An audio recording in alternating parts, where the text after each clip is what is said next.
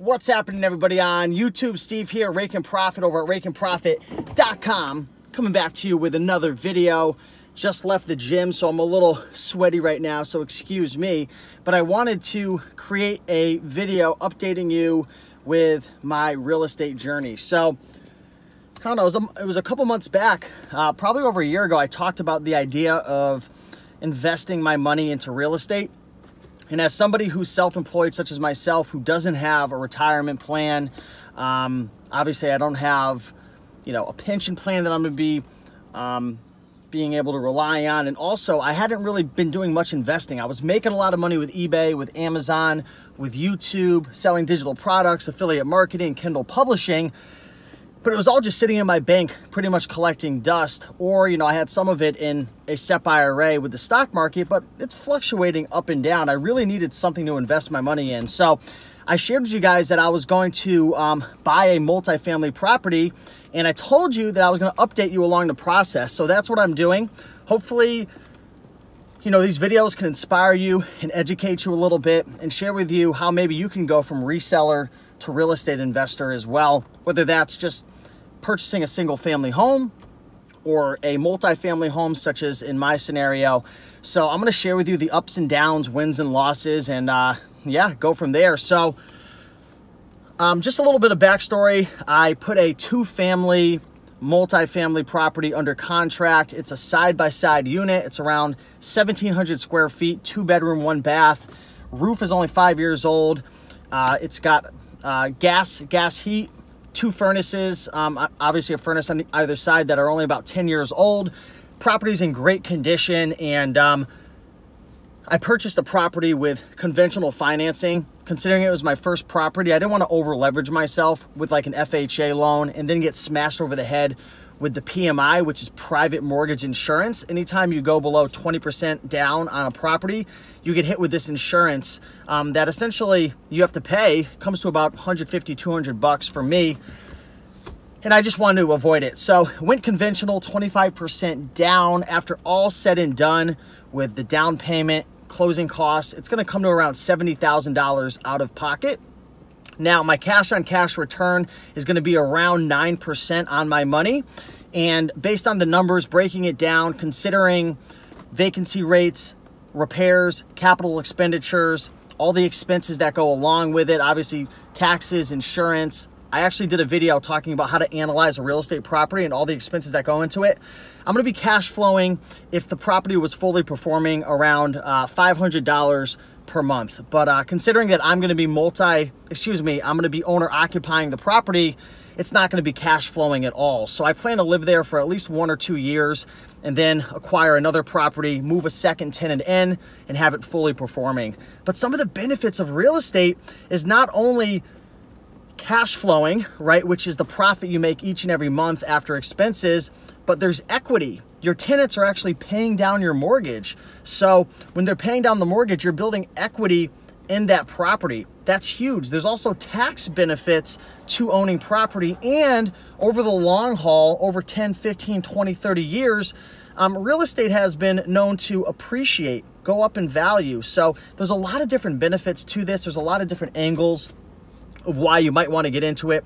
And there's also a lot of entrances into real estate and exits out of real estate, how you get in and then how you take your profits. So the strategy that I'm utilizing is owner occupying a multifamily, renting it out, and then obviously my exit down the road is either to continue to just rent it out and cash flow and appreciate it, or to obviously sell it down the road. So let's get into some of the details of what's going on. So it's been a long process. As of late, there's been a lot of things that I've had to do. So once you put a house under contract, one of the things that you're going to want to do is order a home inspection to find out what's really going on inside the nooks and crannies of the house. They're going to take a look at the structure of the house, the foundation. They're going to take a look at the roof. They're going to take a look at your heating system. They're going to take a look at a lot of different things that have to do with the house that are probably outside your knowledge base of an ordinary consumer like myself. So I just received back the home inspection report, and there actually wasn't a ton of stuff that needed to be done. The only issues were the cement in the basement, the cement in the detached garage was destroyed, and the roof on the garage needs to get done. So those were the big things that had to be done. There were also some small things inside the house, some electrical things. What's that thing called where, you know, when you plug something into an outlet and, like, for example, let's just say you're like hair blowing your hair, whatever it's called, right? And you drop it in the sink. Well, there's something that, like, if it drops in, it'll short it out so the water doesn't, like, so you don't get electrocuted. That was broken, so that needs to get replaced. There were just a couple little things. Yeah, the GFI. The GFI needed to be replaced in a couple of them. There was a little bit of a plumbing issue underneath one of the sinks. That little goo stuff that they wrap around it, you can tell that there's been some water leaks and stuff. But just a couple small things. So after getting the home inspection report, what typically happens is you go into a negotiation phase. So a lot of times you can ask the sellers to fix some things before closing, or you can also, you can ask for some closing credits towards your closing, because the contract's already in stone essentially. So you don't really want to change the contract, but you can get some money back at closing based on negotiation. So that's where we are right now. Overall, the house was in fabulous condition, but there's just some things that I need to get done and just a couple renegotiations because I'm really not comfortable at the price right now based on some of the issues, but there's definitely not a deal breaker, but definitely got to work with the sellers on that. So my agent just submitted some paperwork, signed some documents, and we're kind of in that negotiation phase right now. But yeah, home inspection costs about $550 for me. My agent came out, I went, and the home inspector came. So all three of us went through the house, took about an hour and a half on a 2-family, and it was $550. The next thing is the mortgage lending process. So when you're buying a piece of property, you're gonna have a mortgage lender, right? Or someone to help you handle the financing of it, unless you're paying all cash. This has been quite an extensive process. There's so many things that you have to sign. There's paperwork, they need tax returns. Like if you're a reseller, a lot of people ask, can I buy a piece of property as a reseller or as someone who's self-employed? Are they gonna give me a loan? I heard that I had to have a normal job. That's not true at all. You're just gonna have to meet certain criteria in terms of your income and your credit, and you're gonna have to prove that. And the way that you prove that as a self-employed person or a reseller is through your tax returns. So I had to provide my mortgage lender my 2016, 2017 tax returns. I had to provide them with my Schedule C tax returns with 2 of my LLCs. I had to share with them my K1 partnership return, plus the tax returns for 16 and 17 for my partnership return. Obviously, they check my credit, so on and so forth, and you have to meet certain criteria. So that whole process is just very time consuming. You're going back and forth, and you're working with the mortgage lender to coordinate different things such as an appraisal. You're coordinating them with your lawyer, right? So I had to hire a lawyer to handle a lot of the ins and outs of the numbers, title searches, making sure the seller actually owns the property, there's no liens, there's no issues, prorating different things, so on and so forth. A lot of legal things. So you're having to, when you're purchasing a multifamily property and going through the process, you're working with a bunch of people. So you're working with the agent, you're working with your mortgage lender, you're working with the lawyer. Another person that just jumped onto my team was my insurance agent. So when you buy a property, you're gonna have to get it insured. So yesterday I spent the day, a couple hours working with the insurance agent, going through different numbers, personal liability, all different types of things, riders, so on and so forth. So it's quite a learning curve, and you really gotta take the time to, one, slow down and try to understand what's going on. And that's why I was like really trying to pound into you guys the other day. When you choose people to work with, an agent, an insurance agent, a real estate agent, a lawyer, all the people that are on your team, your mortgage lender, especially your mortgage lender, make sure that you have great communication with them. When you respond, when you send something to them, they respond back pretty quickly. When they send something to you, you respond back quickly, because if you're taking days to get back and forth, the process is just going to be a nightmare. When they ask for something, I drop everything and I give it to them right then and there. And it's really been helping the process to go forward. But yeah, that's kind of pretty much where I stand right now. I'm in negotiations. The home inspection went went well. Got to get some of those issues fixed. Working with the mortgage lender right now to make sure everything goes through smooth. So when you work with the mortgage lender, they're going to bring that to what's known as the underwriter, and they're the one who actually write out the loan. I don't know all the specifics about it, but now the underwriter is asking for certain things from me. Like they were asking for, I had mentioned before, the tax returns from my K1, from my other partnership that I'm a part of, and I sent it to them as a JPEG because that's what the accountant gave me, and now they want it as a PDF, and now I'm trying to get it from this other accountant, and they said their computer's broken, and it's just a whole process back and forth. But yeah, it's a lot, but it's not as hard as you think. You just have to take it serious. You have to do your diligence when you're going through each step of the process. Like for example, yesterday, when I was getting quotes on my insurance for home insurance, the quotes were coming in at like $1,100, $1,200, $1,300, and I was trying to figure out why they were so expensive when my agent and other people were telling me you could get around $800, $900.